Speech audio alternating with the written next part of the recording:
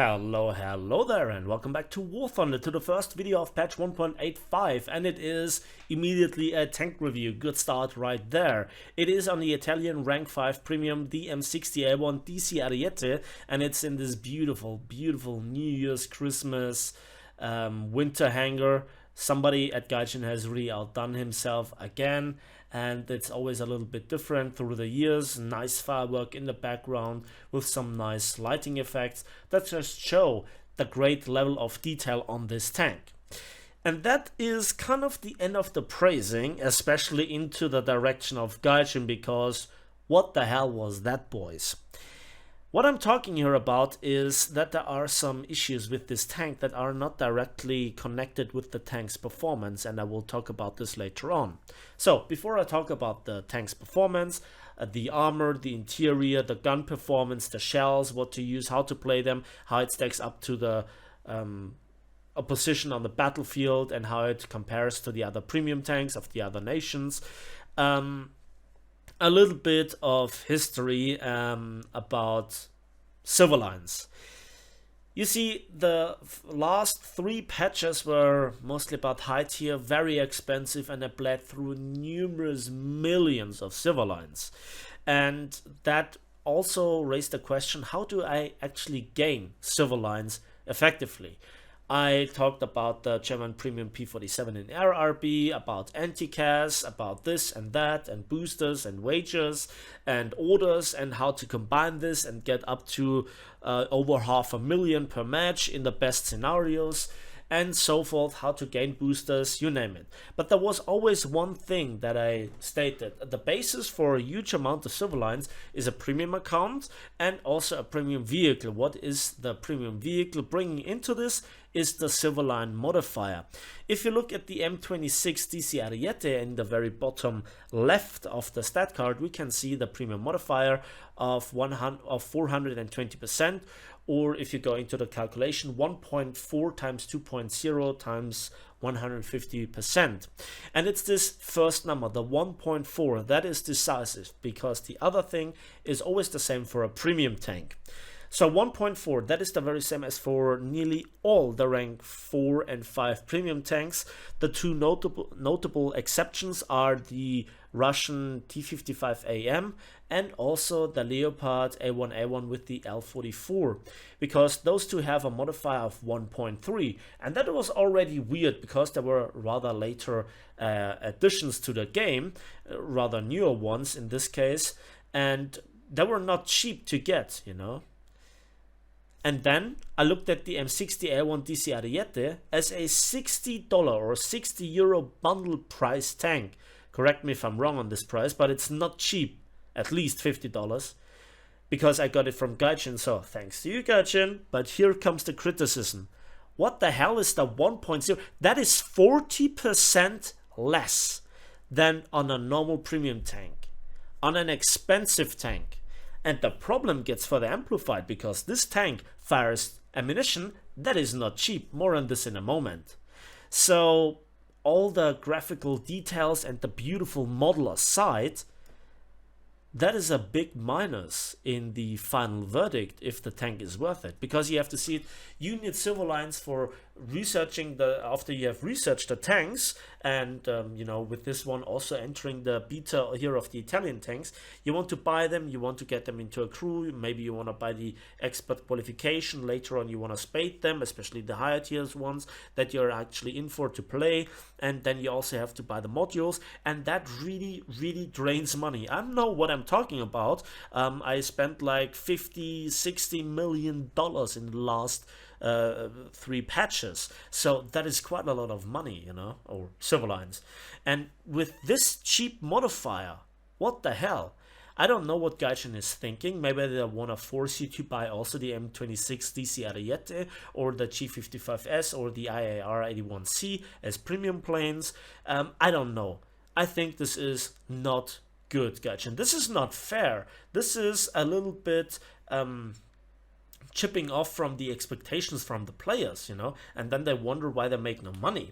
And don't get me wrong, a little bit also has to do with the performance of this tank. I could understand it if this tank would be deliberately like very good, you know, and thrown into the game expecting to make many kills and many caps and so forth, and then to just control here a little bit the civilian income.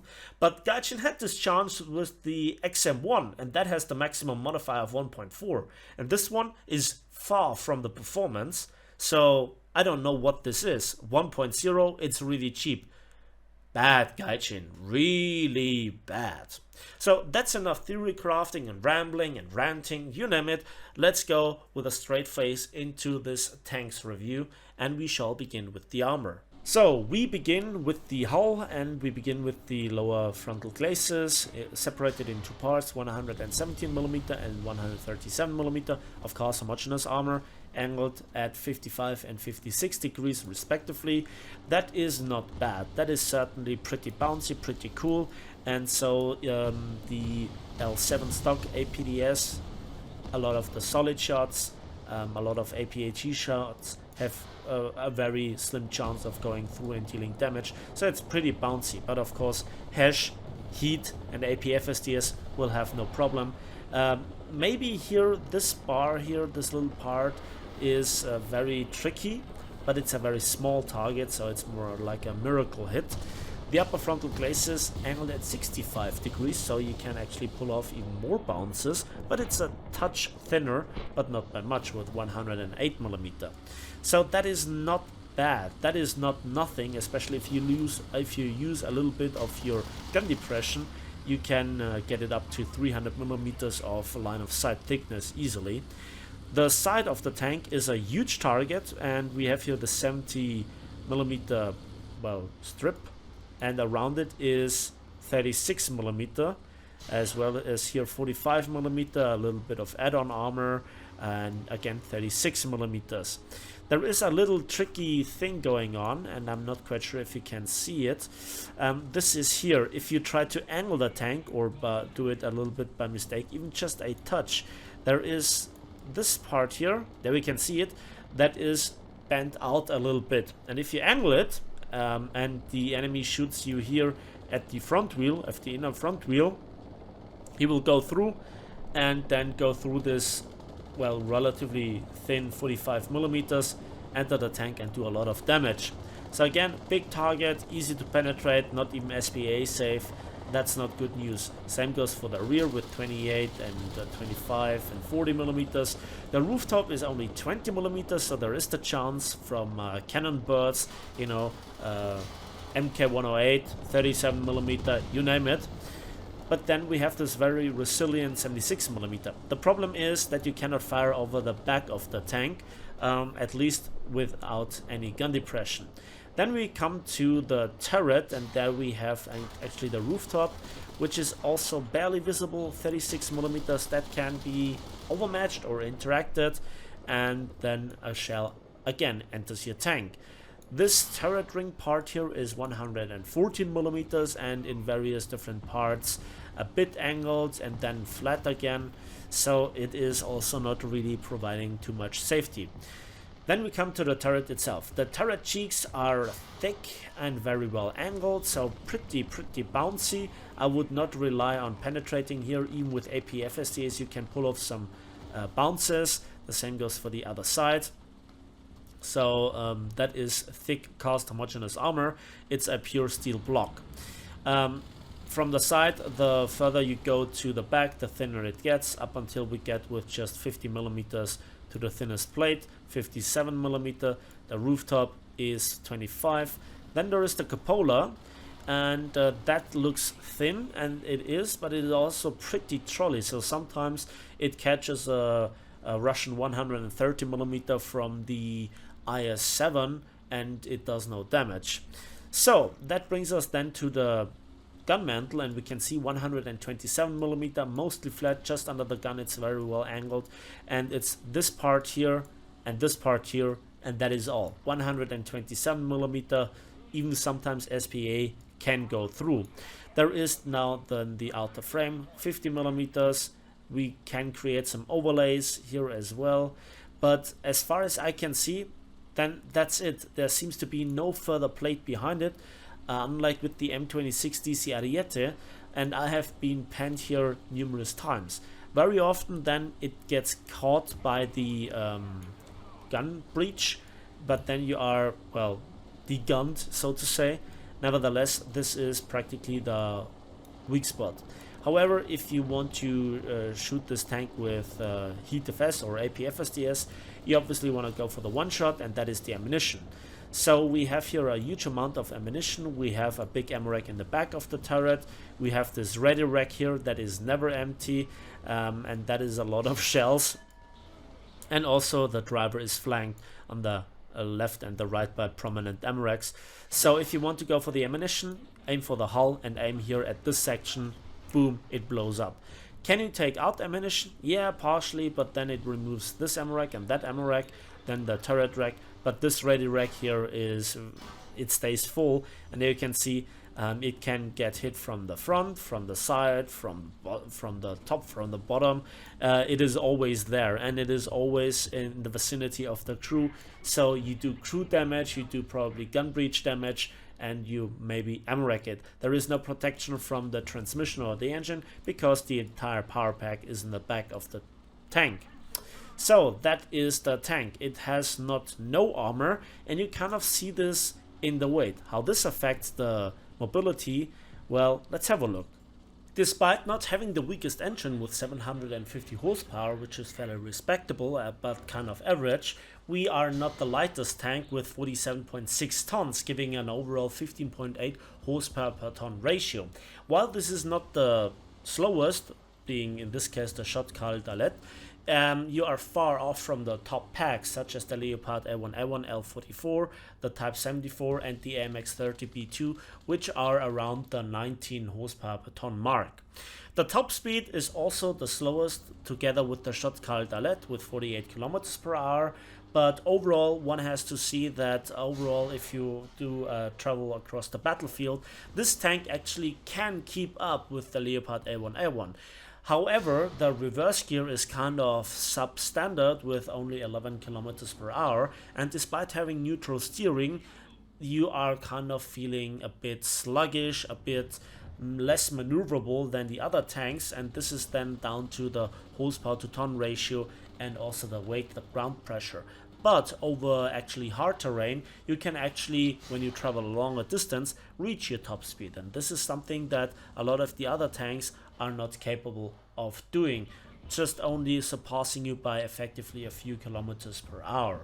When now looking at the business end of the tank, which is the gun, the M60A1 D.C.Ariete looks kind of good average. Namely, we have the standard caliber of 105mm of the M68 cannon with a decent amount of shells and the standard reload of 6.7 seconds for an ace crew. The turret rotation is also not bad with 22.5 degrees per second. Obviously the MX30B2 is here substantially faster, but the T55AM is substantially less capable in this respect. The gun handling overall is then a bit two-sided. While we have the best gun depression and the best gun elevation with -10 and 20 degrees respectively, we have the slowest elevation speed of only 4.0 degrees per second despite the stabilizer. So the second you're actually outside of the range of the stabilizer, you kind of feel the slow gun elevation, especially if you want to shoot at flying targets or if somebody is below you or above you and you have to react quickly. Then you kind of feel this quite a bit. At the end, it's the ammunition that deals the damage, and so we have to talk about this. Since the tank is copy and pasted to the American M60A1 AOS add-on stabilizer, I shall here refer to the same tiers of where you get then the ammunition. The quote-unquote stock M728 APDS round has a very good mass velocity of 1426 meters per second, and while the penetration doesn't look too good with only 260 millimeters, the normalization is not bad, so you are actually not that far off from the standard L7 APDS or even a slight bit superior to it. So because you actually have something called positive normalization, especially at extreme angles, this might help you.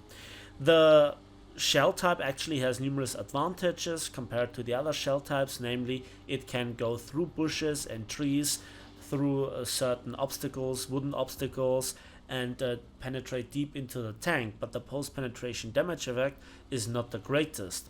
And I think it is this going through, trees and bushes that makes it a good alternative, and you always should keep some of them with you, especially for long-range sniping effects where the enemy target is not too well armored. The last positive aspect is that the shell is completely for free. As a quote-unquote tier 2 upgrade, we have the M393 hash round, and the muzzle velocity drops by nearly half, and we have also a limited penetration of 127mm that actually increases with angle, but at a certain degree, especially at around 80 degrees, you're obviously auto bouncing. Now, hash offers a very good post-penetration damage effect if you hit on the right spot, for side armor shots, and also for hull breaking enemy vehicles, hitting them, and it is also relatively cheap with only 260 civilians per round. But this is a rather situational shell, and you should take it as an option, not as your main shell. As a quote-unquote tier 4 upgrade, we have the M456 Heat FS round, and it travels at a fairly respectable 1173 meters per second, so still decent to aim, and offers 400mm of penetration, which is not bad and once was the strongest shell in War Thunder. However, it costs 1,000 civilians per shot, and it also detonates on impact on spaced armor. It doesn't too well against composite armor, against era in particular it is really weak. It also detonates flying through thick bushes or trees, also through wooden obstacles, and even some strong fences can trigger the fuse on the shell, and then the target behind it takes no damage, which brings us back to the M728 APDS stock round, which is really decent for finishing off a disabled target or to just go through the set objects. However, the M456 should be your main shell, and this is where actually the cycle with the criticism about the Silverline premium modifier closes itself. So that is the actual problem, because you fire already, let's say 15 rounds in a good battle. That's already ammunition cost of 15,000 Silverlines, and you first have to gain this with kills and also capturing points. The last ammunition type is a support shell, namely the M416 smoke shell, slow muzzle velocity, and it provides a smoke that lasts you for 25 seconds, which is good for covering yourself, covering teammates, and also covering or smoking up enemy sniper positions to either blind them so you can switch positions, or to just simply annoy them and save some of your teammates. And as we could see, the rate of fire supports this quite easily, smoking up the enemy, switching shell type back, and by the time the smoke dissipates, you are ready to fire at the enemy target again. As usual, the last comparison here is the shell comparison, and as we can see, the M60A1 lacks a lot of stuff. First of all, it lacks APHE, which is kind of sad for if you have a decent side shot. Then you need to switch to the hash round and then hope that the shell is not catched by spaced armor, by add-on armor, or by the tracks. And then furthermore, if you look at the APDS, it is kind of weak, and the peak is here the Leopard A1A1 with the smoothbore L44 120mm that offers quite a hefty 417mm of penetration with a much better muzzle velocity, and the same goes for the heat round, where you get an extra 250mm and the rest is average. And all the other tanks also have APFSDS, so you kind of lack in this department quite a bit. Yes, you have smoke, but then you also don't have anything like the ATGMs on the T55AM, which is in this comparison is the most versatile one. So the tank is not the fastest, its armor is not really ultra convincing, and then the firepower is kind of average, and the shells are also kind of average. You still can make the tank work, don't worry, you still can get kills, but for dozens and hundreds after hundreds of battles in this tank, it kind of gets not really cheap. it gets repetitive and it's a bit exhausting playing with this tank. So when you see this comparison, when you see the background footage, you have to ask yourself, can you not do this with another tank better? Is it not better to just simply buy the M60A1 D.C.Ariete, earn more money, and put a talisman on a tier 5 tank that you really like, not just to spade, but also play for dozens and hundreds of battles? I think this would probably be the method that I would choose, but it's up to you. I brought you the stats, I brought you the raw facts, I brought you my initial opinion in the beginning and said what I think about this tank, and this is how the tank is right now. So now let's talk about the gameplay, how to actually tactically play the tank. And as you can see, I'm very patient here. I'm putting myself in an ambush position. I'm not driving to the front line and try to defeat here the enemy with my stabilizer and heat FS and so forth. And there are many good reasons. There are many tanks that are equally or even faster than you, that have even better armor and also gun handling than you, with at higher battle ratings even more powerful shells. And you could see here I had the Oryx shot on the Maga 3, which is a very similar tank to me. And talking here about the Maga and also the Shot Dalet, those are now 2 premium tanks that bring era protection, which is very powerful against heat FS at least once, at even lower battle rating. And so having this tank without AP FSDS as its primary shell, but a very costly heat FS round, this is a very tricky situation. Rightfully so, you could say, well, switch to the APDS, but not every APDS shot is automatically going through the armor and hitting the Oryx for the one-shot kill.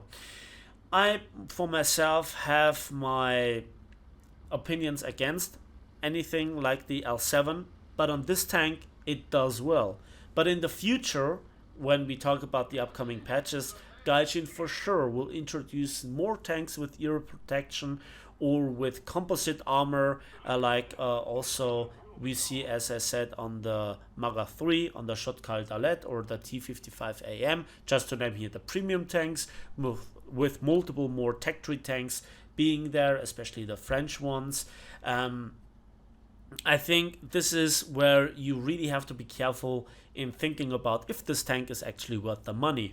So in combination with the lack of the Civil Line modifier, or it being rather low, the costly heat FS shell, the careful playstyle where you need to a certain degree rely on your team, need to have patience, you must not get rushed, you must not get set under pressure. You know, there are many ifs. Again, don't get me wrong, the tank is good. The tank is capable of dishing out the damage, as you can see in the background footage. But again, you have to see, you're facing the Americans and the British, and you're playing with the Germans. This is kind of the set meta, and this is what you have to actually deal with in the future. And again, be patient, be careful. Now, the one question that you have to ask yourself, can you do this for the dozens and hundreds of battles that you might want to play in this tank? And this is a question that only you can answer. So here I actually found the range on an enemy tank, and we saw here the muzzle flash, and it is again a Maga 3, so we strip him of his hero, of his era protection.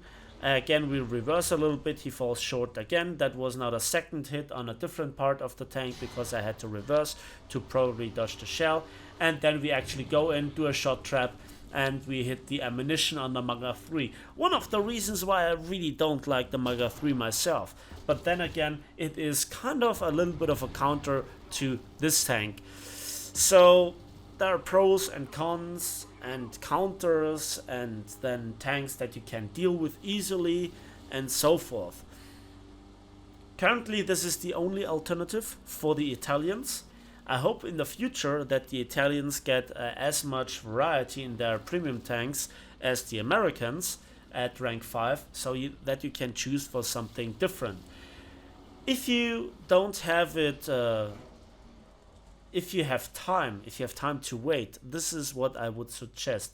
Or buying the M60A1 and putting a talisman then on a researched rank 5 one, to not just spade that one faster, but also to have then a proper grinder that you like, which is funnily enough then also cheaper. So with all those factors, I don't really hate on this tank. I don't think it's a particularly bad tank, but it's not something that I'm excited about to drive. I have seen it a lot throughout the past patches. I have played it, I have grinded it in the American tech tree. The L7 is now an old friend. However, where the L7 really shines is here with AP FSDS and stabilized with the high rate of fire, good mass velocity, good post-penetration damage effect, but this tank does not have it. And very often the APDS, even though it has good sloping modifiers, just doesn't literally cut it, and this is a bit of a negative factor. And seeing how War Thunder sees more and more power creep. Oh, what the hell was that heat shell bounce on the M551 Sheridan? And there we can see the ATGMs are whizzing by. I hear a helicopter, and this is where then the gameplay gets exciting again. So I carefully listen, I watch out for the Sheridan. Very lucky Sheridan. A heat shell bounce. That's not how my tanks work. There we have him, come on. And he sees me how I fired. He wants to turn around, he wants to snipe me. Who's faster? Who's your daddy, son? It's me, son. Well, that was kind of awkward. I promise to never do this again.